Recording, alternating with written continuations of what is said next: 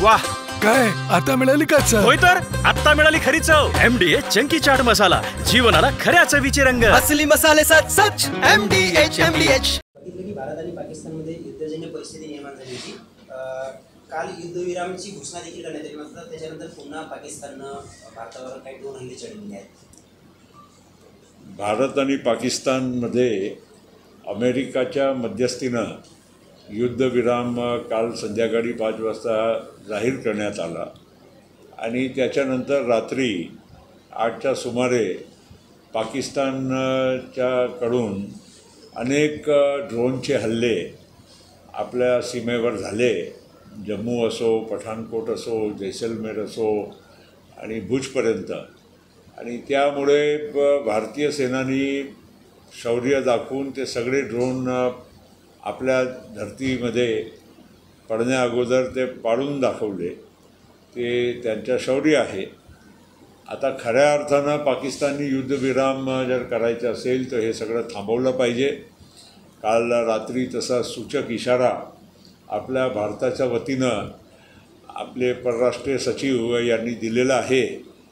आणि आजच्या दिवस आपण बघू.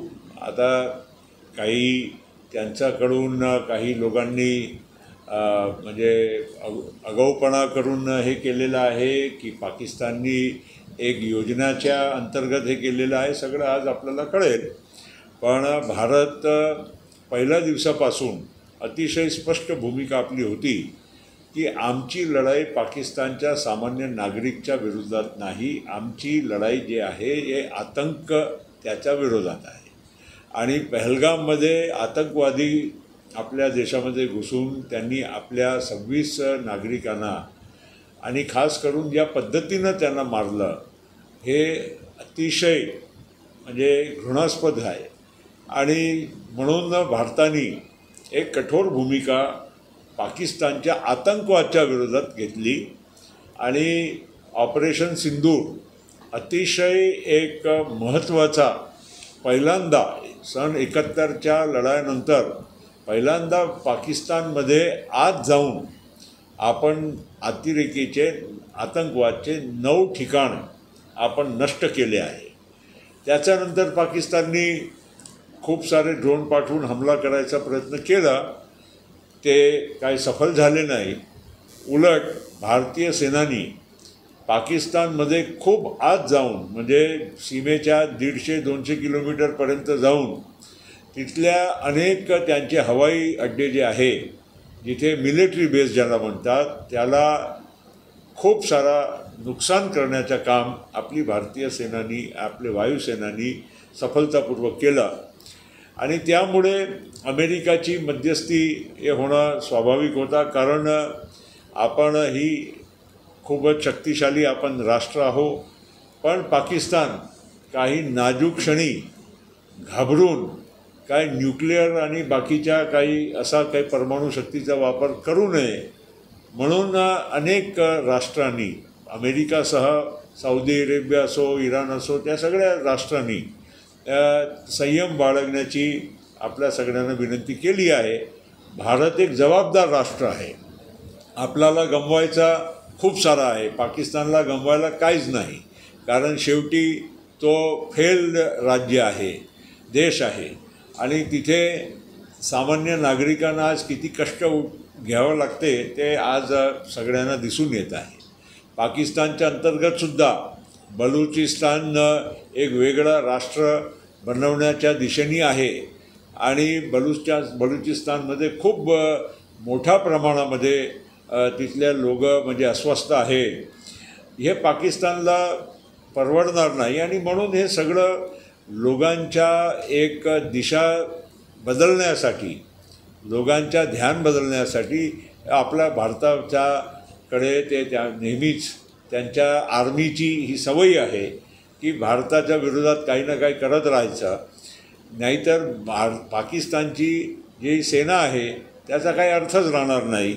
म्हणून सेना तिथे लोकशाही तर अजिबात नावाची नाही आहे. पाकिस्तानमध्ये सर्वात लोकप्रिय नेता जो आहे, पक्ष आहे, तो इम्रान खानचा आहे. त्याला तुरुंगात टाकलेला आहे. आणि जे इलेक्शनमध्ये जिंकले नाही शहबाज शरीफ त्यांना आज देशाचा प्राईम मिनिस्टर केला आहे. त्यामुळे हे एकदम सिद्ध होत आहे की पाकिस्तान आर्मीच्या माध्यमातूनच चालवला जातो आणि तिथला जो जनरल आहे मुनीर तो एकदम म्हणजे अतिरेकीला मदत करणारा माणूस आहे. त्या हिशोबाने भारताने पण जबाबदारीनं वागणं गरजेचं होतं. आपण त्यांनी जे काही उपक्रम आपल्या देशामध्ये येऊन केलं त्याला आपण चांगलं उत्तर देण्याचं काम केलं आहे. अनेक आतंकवादी ठार झाले.